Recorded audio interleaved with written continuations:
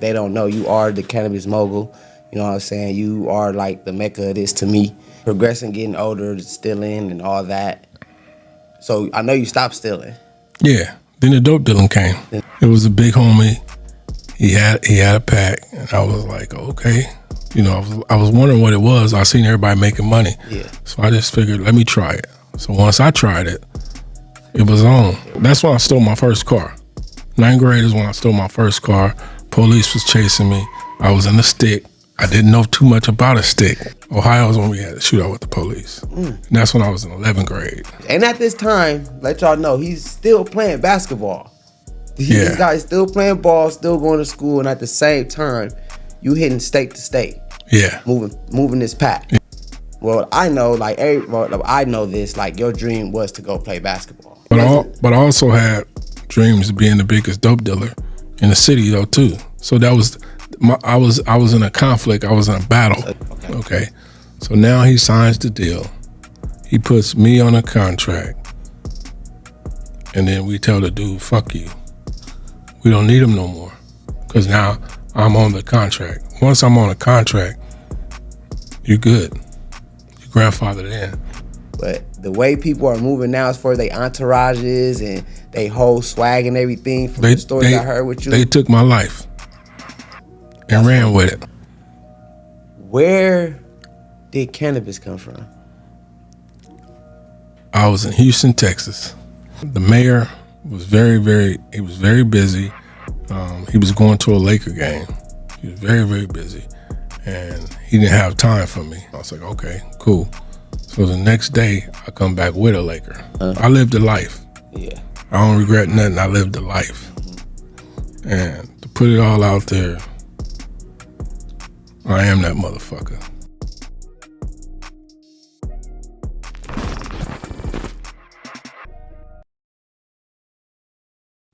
Hey everybody, how y'all doing today? And welcome to the first episode of the New Way Podcast. I'm your host, MT the Geek.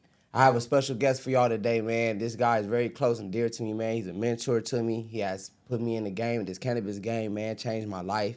So I wanted to bring him on this show so he could give y'all a little insight of this cannabis industry and a little insight of his life. He has been through a lot in his life. He has made it through a lot of trials and tribulations and turned his negative into a positive. So without further ado, I'd like to introduce Carlos Du. Hey, what's up? How you doing? I'm doing good, man. Thank you for coming in, man. Thank you for taking time out of your busy schedule to come sit down with me, man. Give me just a moment of your time so we could let my audience know what's going on in this cannabis industry. Because if they don't know, you are the Cannabis Mogul. You know what I'm saying? You are like the mecca of this to me. You know what I'm saying? So I really wanted you in here to come talk and let my audience know what's going on in this cannabis industry. I appreciate that, but I ain't never too busy for you. Thank you, and I appreciate that, man. You know, man, I know you've been really busy, man, like busy. I haven't seen you probably like in a few months, man. Every time I'm calling you, you in this state, you in that state, man. You know what I'm saying? What's been going on with you? Basically trying to reshape a lot of things in my career. Okay. So that's what I'm trying to do right now. Okay, as far as reshape, like what, are we trying to expand? We expanded?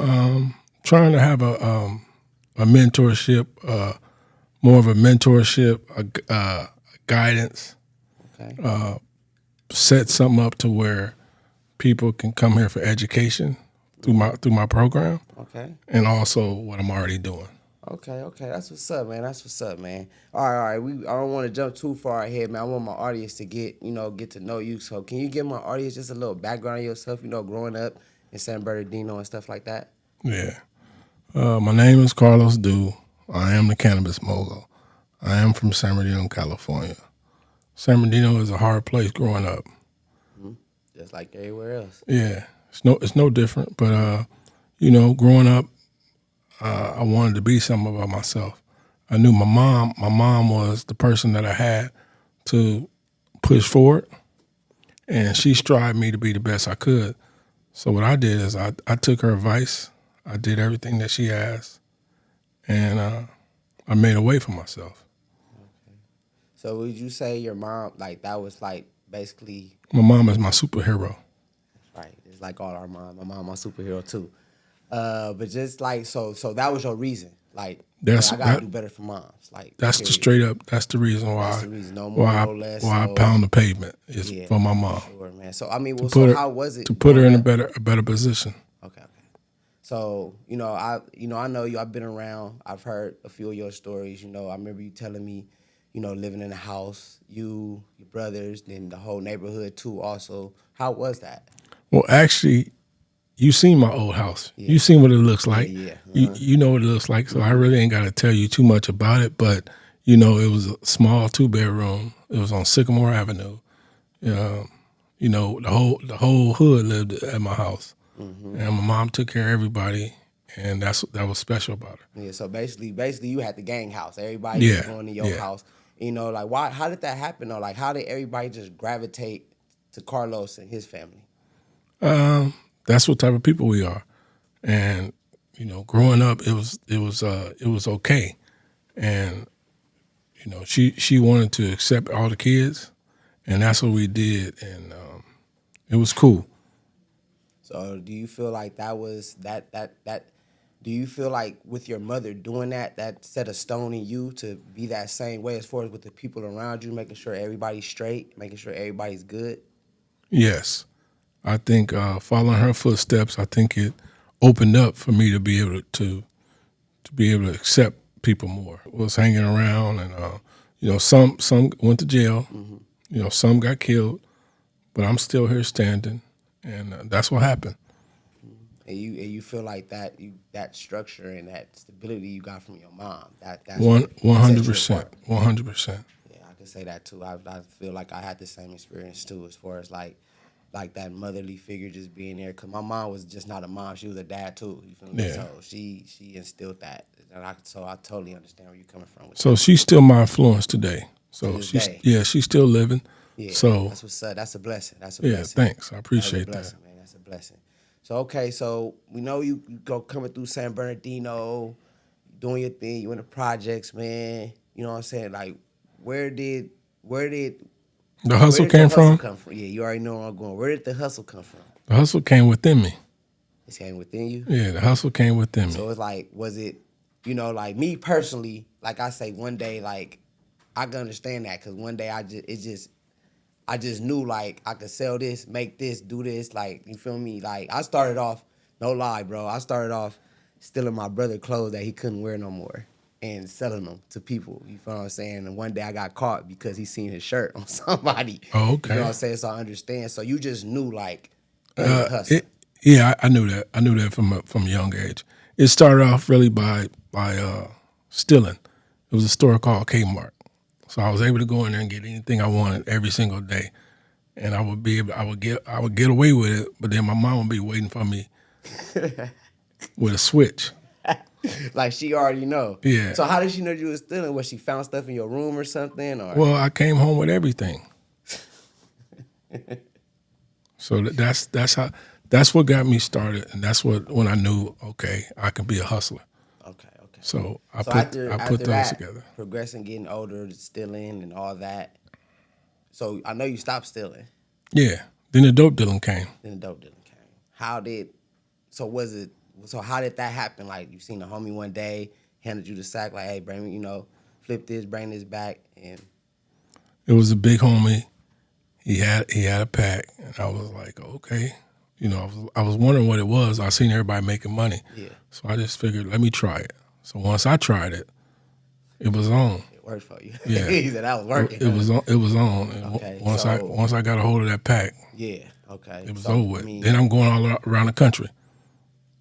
Now I'm in high school. And hold on. Yeah, that's what I'm saying. Hold on, wait a minute. How old were you at this time? At that time, I'm 14. So you guys, well, I mean that's kind of normal in society. Like a lot of people don't know, like kids at that age, sometimes gotta get rocking. Like, Yeah. You feel what I'm saying? But you was on another level though. You was on another level.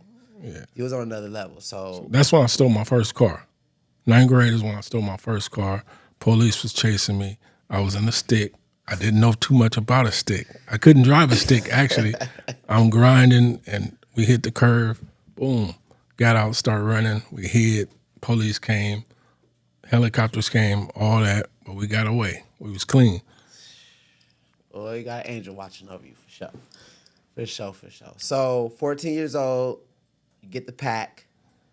You see, like, you got a niche for this. Like, Yeah. this is my thing. Yeah. So, did we go all the way Scarface with it? Or was we on some, Boston George type thing? We did our thing, put it like that. We did our thing. We was able to go, Detroit. We was able to go different places. Had a shootout with the police at a young age. My man got caught. He went to jail. He did 15 years. Yeah, we got a shootout with the police, and that was in Ohio. Ohio is when we had a shootout with the police. And that's when I was in 11th grade. So you saying through your high school years, and at this time, let y'all know, he's still playing basketball. This guy's still playing ball, still going to school, and at the same time, you hitting state to state. Yeah. Moving this pack. Yeah. But at the same time, I'm still playing basketball. I'm still first team, all CIF, all that. Multi-talented. So, so after the incident with the police, because at this time, if you have a shootout with the police, that means you deep in the game. Yeah. You got to be deep off in this shit. Yeah. So, was that an eye opener for you? Really, it was a way of survival, and it was trying to get away from the police. And that at that time. Yeah. So, but like me, when I get, when I've been in situations and I get away and get home, what was you thinking? What was going through your head after that situation? That's not nothing small to think. Like, that's serious. Yeah, it's very serious. I mean, like I said, my man went to jail for 15 years based off of that. So how did that make you feel? It made me feel like, okay, either I'm gonna stick in this or I'm gonna make it to college. Okay, so, well, I know, I know this. Like, your dream was to go play basketball. 100. That was your way out. 100%. So but I also had dreams of being the biggest dope dealer in the city though too. So that was I was in a conflict. I was in a battle. So you were straddling the fence. Yeah, I was straddling the fence. That's the reason why I feel I didn't make it to the pros today, because I was straddling the fence. Well, y'all hear it. There you go right there. When you straddle the fence, never know which way it's going to go. Yeah. So we going through this situation. At this time, when you had the shootout, was you in college or you were still in high school? I was in high school. Okay, so 11th grade. So moving forward on our way to college. Okay. Moving forward on our way to college, how was that transition from high school to college? It was good. I mean, 12th grade, I'm still serving, but now I got more notoriety playing basketball. And then the biggest thing was I was a Prop 48. So a Prop 48 means that if you didn't pass the SAT at the time, you had to sit out a year. So I had to sit out a year because I didn't pass the SAT. I didn't pay the SAT because I was never in school. I was doing my thing. So I had to pass that. So I sat out. So I went to Long Beach State, and I sat out a year. My freshman year, I had to sit out. So that gave me time to get my life together and all that. So while I'm doing that, I'm still at school. Now I'm in college now. Now I'm in college. Now I'm at school. I got the Cadillac sitting on Dayton's and all that. But I'm slowing down, but I'm not slowing down. So then my counselor, he meets me and he tells me, hey, you're a clown. I see what you out here doing. And at that time, it was me and Brian Russell, formerly Utah Jazz. Okay. So he tells me, I see you out here, you got the Pendleton, you got the khakis, you got all that. I see you.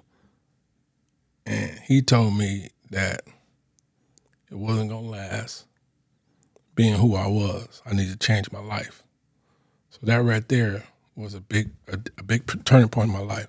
So I decided that, okay, you know what? I'm gonna take his advice. I'm gonna still be me. I'm just gonna change my clothes. It's gonna change how my appearance. So I changed my appearance, and Then I'm at school. Now I'm having an everyday life, but I'm still at nighttime.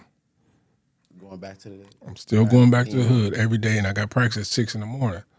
I'm still going back to the hood every night, and that's who I was.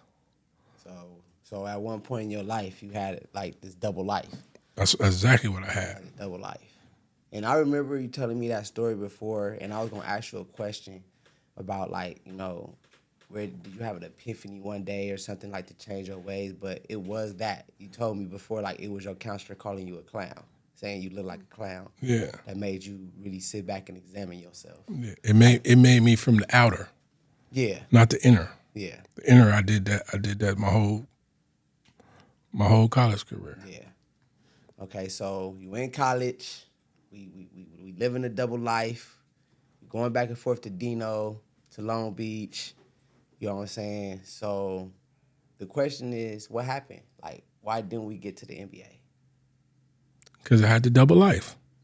Yeah, what's that was more important to me at the time. Mm-hmm. The NBA, I got to look at, okay, I got to play good for 2 or 3 years. Mm-hmm. I had to play good. But the inside of me and the street guy that wasn't going to work. Wasn't going to work. So you was just fighting demons this whole time. Like, basically, it's like, yeah, I want to play ball, but my real true essence of me wants to be this street nigga. Yeah, and at some point, you lose confidence in who you are. You become more of the street guy than you become the basketball player. Because it's easier to be the street guy, of course. It's way easier to do that. And that's what happened to me. I fell into that part. And those are the pitfalls that I took. Okay. But I don't regret anything I did because it made who I am today. Exactly. So in that sense, you know, I know that, you know, from there, you not going to play ball put you into another business, you know what I'm saying, that, you know, still had to do with basketball. Yeah. It had more to do with the agency side. Yeah. So how did you fall into that? Okay. My roommate. Now I'm a junior. Okay. So my roommate in college, it was 3 of us. It was Brian Russell. It was Michael Victor. It was Lucius Harris. Okay. So the crazy part about it is I told him, you worry about, I got everything now. You make it to the league and we good. Yeah. You take care of us when we make it to the league. Yeah. I got everything now. Okay. So now we in college. I got everything going good. So agents, they didn't understand how it went. Okay. He decided to pick an agent, but he decided that he let me pick the agent because the agents was calling me. Lord behold, he was going to sign with somebody already, but they felt they had to go through me. Mm-hmm. So once they went through me, he told me, okay, I'll give you $10,000 right now, cash. I didn't accept it. Okay. You already made that. All right. So I told him what I'll do is I'll take an internship. So we took an internship. I didn't sign with him. So that year he goes pro. He plays throughout the year. And where did he go when he went pro? He went to Utah Jazz. Okay. He played that year. Everything went great. So now he's up again. Now he only signed a 1-year deal because he went 46. Okay. He's 46 pick. Okay. He signed a 1-year deal, and now I'm a senior. So now I'm I go through my senior year. Something happened in college. I'd rather not talk about it, but something did happen in college. Mm-hmm. The reason. That stopped you from playing ball. Yeah. Okay. So now I'm a senior. So now he signs it. He signs a deal. He signs a 1-year deal. He's still with the guy. Cool. So now my eligibility is up. He signed another deal. He signed them 1-year deals because he hadn't really made it yet. Yeah. Okay. So now he signs the deal. He puts me on a contract. And then we tell the dude, fuck you. We don't need him no more. Because now I'm on the contract. Once I'm on a contract, you're good. Your grandfather in. So that's how you got in. That's how I got in. To sports agents. That's how I got in. And from your friend, you ended up, being agents to other ball players and stuff like that. Yes. Okay. Like I said, we ain't gonna get too deep because I know that's forever. From being around him, I was able to build relationships. Mm-hmm. And the relationships took me a long way. And that way, I was in the in crowd. Yeah. So now I'm in the in crowd. I'm able to do whatever I wanted to do. Exactly. But still, at this time, still do bad things at home and other places too, which, at some point, they had to stop. Yeah. So then at one point, I decided to stop, and then things just took off. Okay. So do you feel like when you made that sound decision with yourself, because obviously you had to be somewhere or whatever, and you made that sound decision to be like, you know what, I'm going to leave that alone and just put all my eggs in this basket and do this. You know what I'm saying? I'm going to leave this negative life alone.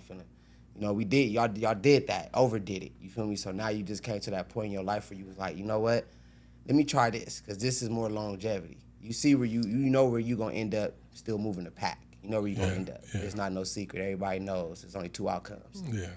But you just made a decision as yourself being a mature adult to be like, you know what, I'm going to just run with this. I see the money in this. I'm good at this. Let's go.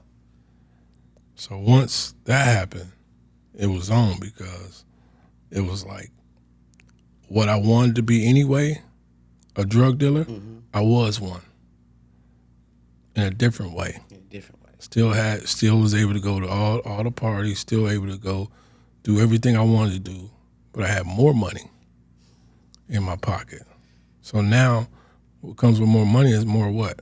It's more women, it's more everything. Mm-hmm. So it created a monster. He said it created what kind of monster? It really did. What kind of monster did it create? It was a kind of monster that wasn't good. A real monster. So I mean, like, elaborate, like the party lifestyle. Party lifestyle. Party lifestyle. Spending, the flashy. I've heard your stories. I don't know if you want the world to know. The spending. I don't know if you want the world to know you were spending $150,000 a night on one room for a month straight. I heard them stories. Like, so I know, like, it was crazy, because like it created a monster. But I mean, sometimes people need a monster around. Yeah. So that's what I'm saying. You could have been that monster, but you could have been that monster influencing people to do, because they could see you and be like. Well, I put it to you like this.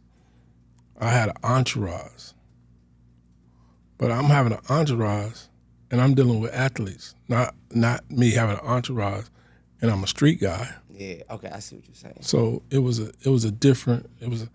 I'm before my time. Yeah. So. Because basically, I mean, like, you was doing a lot of stuff back then that a lot of people are just starting to do now. Just for me hearing your stories and the way y'all used to be moving out here and partying and stuff, like, the way people are moving now, I'm not going to say any names, I don't want no controversy, but the way people are moving now as far as their entourages and they whole swag and everything from the stories I heard with you. They took my life and ran with it. Yeah. So that's why I'm like, yeah, it was a monster, but look what it created. It helped other people image that and turn their whole businesses, like their whole lives up, like literally. Like, they watched your life. You said you was a monster, but you got the outside looking in. They not looking at you like no monster. They looking at you as an influence. Like, she was trying to be like Los. So now you have influencers. So in today's world, if there was IG, you would have been an influencer. I would have been an influencer. For sure. Because we would go to the clubs, we would spend 10, 20,000, 30,000 a night at the club. So this is just a cosmology of letting you see how we was living. Yeah. And this was every single day. And this was every time it was something lit. What year was around this time you was doing the agency stuff and the partying and stuff This like was that? this was just shit. 2000 from 2004 to 2010. Okay, it was the life. Yeah, it was the life. It was a life. Okay. And prior to that,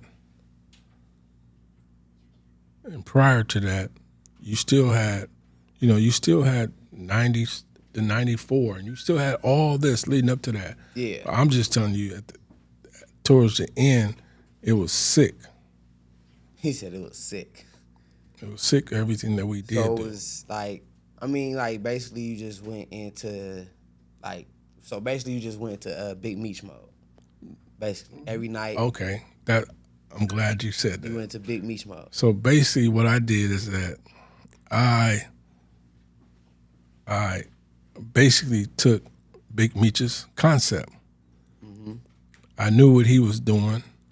I took the concept to where if I partied super, super heavy hard and had athletes around me, they're gonna go with the flash and dash. Uh-huh. So they was able to see that. They was able to see the change. They was able to see the life. Uh-huh. I lived a life. Yeah. I don't regret nothing. I lived a life. And to put it all out there, I am that motherfucker. Hey, I'm not gonna argue with you at all about that. I done heard the stories. So we going through this. We club scening. We doing everything. We doing the agency. We're around the basketball stars. We're around the movie stars. You living the life. Yeah. Where did cannabis come from? I was in Houston, Texas. I was at the doctor, and just so everybody know, a normal checkup. Yeah. And he says, only thing I would put my money in today is cannabis. And this is what the doctor said? Yes. Okay. And I'm looking at him crazy because I'm thinking this dude talking about illegal. Yeah. And so he says he looks back and he said, "Oh no, legal cannabis. It's coming to California." And I'm like, "Whoa, I'm from California. Okay, let me check this out." Oh yeah, okay. So I check it out. It's in the paper. I'm from California, so what I do is I'm on a plane. 2 days later, I'm on a plane. I left Hold on, not to stop you, cut you off. So it was just like that. Just you heard like somebody that. say like, "Hold on, my state going legal? Yeah. Let me get back here and see what's going on." Yeah. So I left. Everything was in Houston, but I knew I would go back. Yeah. I wasn't worried about that. But I went there. First day I went there, I went to go check it out. It's Adelanto, California. Okay. The mayor was very busy. He was going to a Laker game. He was very, very busy. And he didn't have time for me. And he says, I got to get out here by 3. His secretary told me, well, he got to get here by 3. And I said, for what? He said, a Laker game. And I was like, okay, cool. So the next day, I come back with a Laker. So I come back with Brian Russell, who formerly was a Laker. So then we got to be able to sit down with him and then talk. And then one thing led to another. We filled out all the paperwork, and that way we were able to get our license. Now this is the problem with the license. Me and him filled out every single thing. We did everything right. We got beat. Okay, this is a lesson to be learned to everybody. Mm-hmm. We used a lawyer, which he knew the lawyer or whatever, but we used a lawyer. The lawyer put signed his name on every single thing. This is how vicious.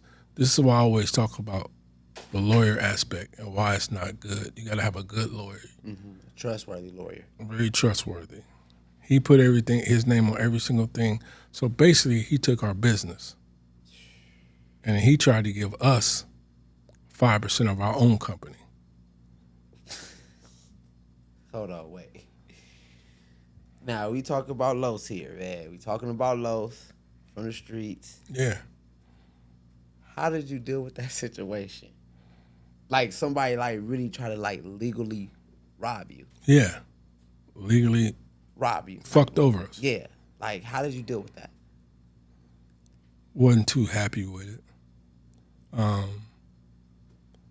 But here's the thing. We got out of that situation. But by getting out, it made a rift between me and my best friend in the whole wide world. And still today, it hurts me, you know.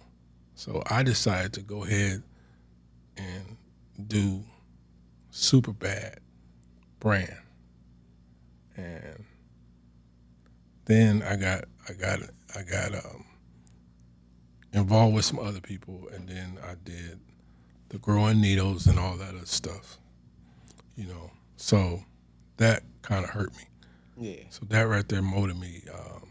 I talked to some people, and they was like, "Okay, cool. You'll be bigger and better now because you're not dealing with them." Yeah. So what happened is, then I started Superbad brand, and what that was a brand, and what I wanted to do is I wanted to have a brand that was for the culture, by the culture. So I started that brand.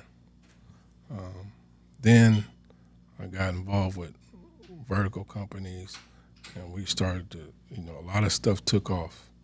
Okay. A lot of stuff took off in some great directions, and that's how I was able to build.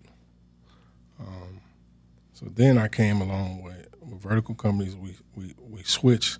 We made. Not to cut you off, just to let the audience know, what's a vertical company? Vertical companies is a multi-state operator. Okay. Yeah. So I mean, you are running your business in multiple states, not just California. No, that right there is actual multi-state operator in California. Okay. Yes. Okay. Yeah. You got social equity, and then you got the big boys. Okay, that's one of the big boys. It's one of the 7 big conglomerates in the world. Yeah. So I became part of that. So with that, we're doing everything the right way, and everything's going the way it's planned. So then I built Superbad Inc. because I wanted to have a company where it wasn't urban, not like that. I wanted to put an ink on it because I wanted to show some respect, and I wanted to be, ink. Yeah. So it's just business. Yeah. Real so business. then I built that, and then the rest is taken off. Okay. So you getting into not to backtrack, but you getting in the cannabis industry.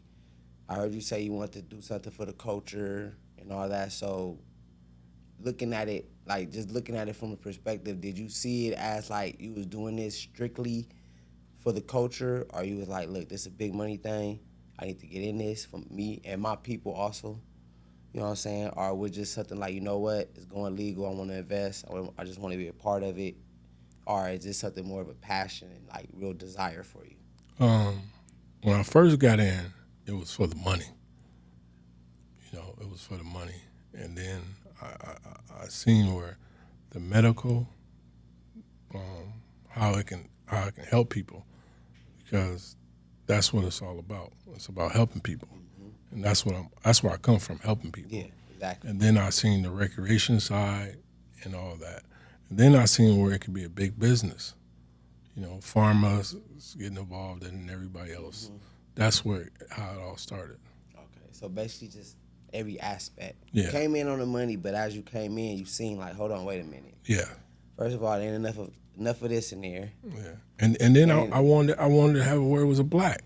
Yeah. Blacks haven't took advantage of this situation. Yeah, exactly. Like this is like I tell everybody all the time, like this is our business, really. Yeah. This was the cannabis industry was our industry. Yeah.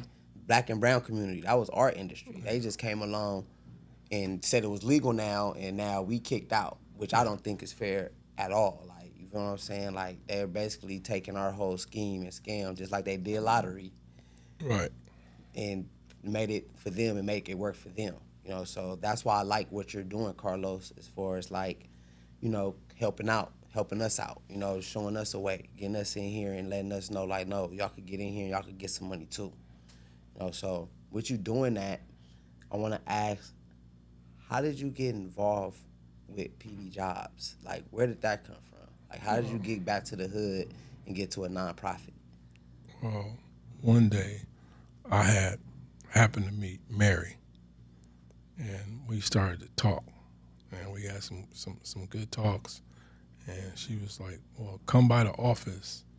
And I was like, okay, I'll come by the office. And then we start talking, and we start talking about, well, having a nonprofit and a cannabis company. What do you think of that? How would they go together? Yeah. And then we both agreed, you know what, I think that'd be a banger. So that's how we came up with the concept. And how did y'all work it out? Because cannabis is still illegal in the federal government's But eye. that's true. So it's how state did by y'all- state. It's Yeah, state by state. State by state. Yeah. But the nonprofit PB Jobs is government funded, right?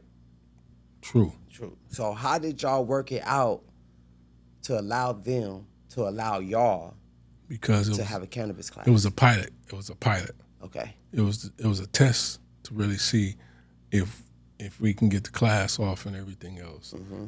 We were able to succeed, and that's how today we sitting here. Yeah.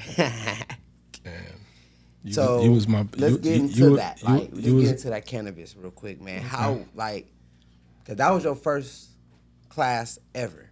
first class ever. First class ever teaching in front of students, and everybody is watching you Yes. and waiting on you, and you're the leader, basically. Like, Yes. I mean, but you've been doing that your whole life, though. But Yeah. you just never really been a teacher. How was that experience? It was tricky and it was fun, because I remember the days where, sat back and said, damn, that dude Anthony, he asked a lot of damn questions. And, so happened as time went on, you became the bright spot in the class. And that's why we had a great class. Mm-hmm. We had some great students. And out of that class, I'm very proud. I'm very proud of that class. But I would say you was the one who had your mind all right. Well, this I mean, like, everybody know this is me, man. This is what I do. This is my passion. So, I mean, I had to go in there. I mean, I don't know if everybody know the backstory about me getting to this class. Mary called me, told me about this class. I swear, word for word, I told her to get the fuck out of here. When she told me there was going to be a cannabis class, but she wasn't playing. It was a cannabis class. And I held on. I tell a lot of people, like, I dropped my career. I had a construction career. Like, I did construction. But my passion and my dream is cannabis. So, like, I really, like, dropped everything to come to this class. And when I first heard of Carlos dude, bro, I did not think he was some black guy. When they said it was this dude coming to teach a class, Carlos dude, he's a billionaire, he's a cannabis mogul. I'm like, okay, this is probably some white dude or something. You know what I'm saying? Like, when I came to that class the first day and I seen you walk out, it blew my mind. My whole perspective changed that day as soon as I seen you. And it took me like a couple days to really like, man, they bullshitting. This nigga's not no billionaire. This nigga, what? Then when you got to tell me from San Bernardino, hold on, this nigga from the same upbringing as me. Exactly. So that right there, just when I say sparked an atom bomb up under me, like, bro, if he could do it, I can do it. If he could do it, I can do it. For sure, I've always had that mentality in my life. If I see you pick a car up, I can pick it up too.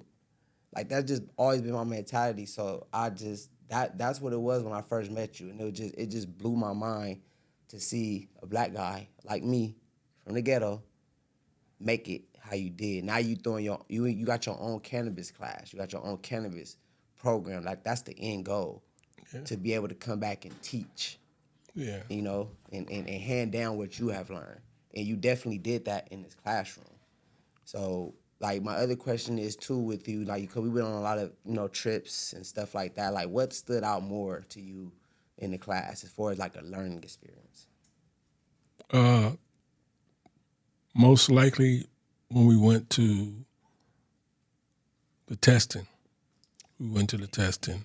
everybody kind of seen how things work Yeah. and how it actually goes. And it's not a lot that you have to do for testing, but you have to be smart. Yeah. You have to know how each product works and everything else. Yeah. That right there, once we came back from there, I was like, I'm all in. Let's go. I definitely, it's crazy that you said the testing, because that changed my whole perspective on everything. Like, if you know me, people out there, no generic smoke. Like, that's my whole movement now. Like, if it's not lab tested, I'm not touching it. Like, because once I went to that lab and they told me, oh, it's pesticides, heavy metals, what? Why is that all in my tree? Oh, yeah. I can't, If your shit don't have test results on it, I'm not smoking it. Yeah. So that definitely, that lab test result definitely, and I think that's where Cannabis Geeks came from. Like, once I went through the lab testing, like once I went to the lab and then everything on top of that, like that's where Cannabis Geeks came from. They came from this class. You know what I'm saying? I've always been on cannabis or whatever, but just learning, coming from the black market side and the street side and coming into the real industry of it and learning like just all the business part of it. You know what I'm saying? Learning the business part. Like, we know we got the street side down pat, but now we have a corporate side. So once I learned that side too, that's where the geek came from. Like, oh, what y'all gonna tell me now? Y'all really can't tell me nothing now. Like, I know the right people, I know who to go to, I know who to talk to. Like, and that all came from this class. Like, I'm gonna keep it 100. Like, Cannabis 101 really put me in position. You know what I'm saying? So for me saying that, was that your goal for somebody like me to come out of your class and start doing something like this? Yes. That was the goal. The goal is really for me to expand on what we started, to elaborate and start now having cannabis class, but expand it. Still do everything that we did in one-on-one, but expand it out a little bit further. Because I know, like, when we first came to the class, like, I didn't expect it to be like the business. I thought we was gonna learn how to grow or something, or like it was totally different. Like, we didn't even touch any tree. Right. We didn't touch any cannabis. We was in our books the whole time, which was good because we learned so much stuff that I didn't know before. You feel what I'm saying? Like the expansion will be more touching, feeling, all that stuff. But it's also good. Like, but going through the business made me respect the other side more. You feel me? It makes me respect the consumer side and all that, because it's like I know what's going on behind the scenes now.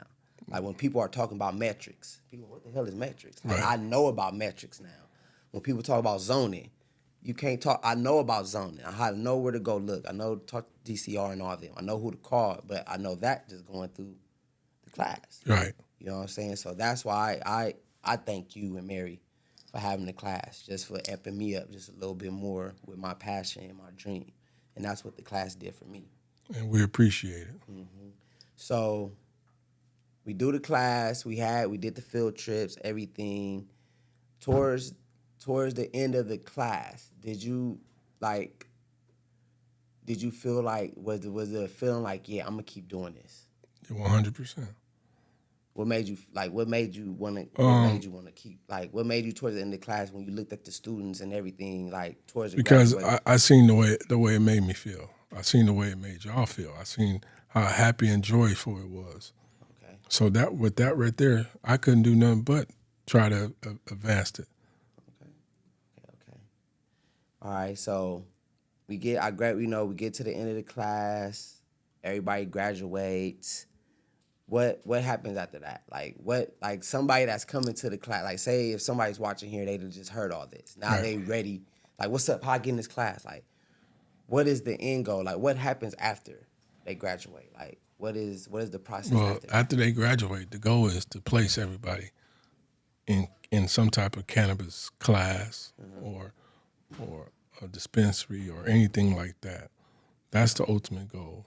Okay. So after that, if somebody was to hear about it now, what they could do, they can call PB Jobs, and then PB Jobs will get in contact with me, and then we go from there. Okay. All right, Los, man. Like I don't want to keep holding you for too much longer, man. I think I got a lot of information out of you that I want to hear, that the audience want to hear, man. I appreciate you for coming through. But there's one more thing, man. What you got coming up next, man? Because listen, I haven't been able to catch up with you, talk to you. I probably get 2 seconds out of you when I talk to you. You in Detroit, you in Miami, you in Chicago, you in Vegas. What's going on, man? What do you got going on that's coming up in the end of 24 and 25? Well, what I'm doing, I'm expanding the brand in those states. Okay. And that's what I'm doing. I'm currently looking at how do I advance? How do I advance? Because the ultimate goal is, if I'm able to do it, is get the brand in every state that it's legal in. Mm-hmm. So that's what I'm trying to do now. So that's all I've been doing. I'm trying to expand the brand and get my name out there more. And the ultimate goal is to go public and ring the bell. That's always been my ultimate goal. And when I'm able to do that, that's when I'll start to consume myself. That day, I'll have a big old joint, and I'll light it up, and I'll do whatever. Hey, look, yo, we going public, because I got to see this. We going public. So whatever we got to do for Superbad Inc to go public, please. You serious? Yeah, I get high as hell. But so once you go public, though, that means people be able to buy stocks and all that into your company. Yeah. The only thing about that is now I can't do whatever I want. I gotta go by the rules. Yeah, you gotta stay in compliance. But that's okay. I'm compliant anyway, so it don't matter to me. Everybody gotta listen to somebody. Yeah. Well, Los, man, thank you. I appreciate you, man, for coming through, man. This is my first podcast ever. You blessed me. I appreciate that, man. Thank you for coming through. Thank you, man. Thank you for everything you've done for me. Thank you for being an influence in my life and a mentor. You know what I'm saying? Moving me on the right path. This cannabis industry saved my life. If you don't know that. I didn't know what the hell, I said, I was doing construction, but that wasn't me. Even though I was doing it, I did all my life, that was never me. You gave me a purpose. I appreciate that. You know what I'm saying, man? You showed me, I can do this for a living and take care of my family for generations to come, not just for me. Yeah. I'm not even looking at this for me. I'm looking for my kids and their kids. You know what I'm saying? And you made that happen. So thank you, and I appreciate you. No problem.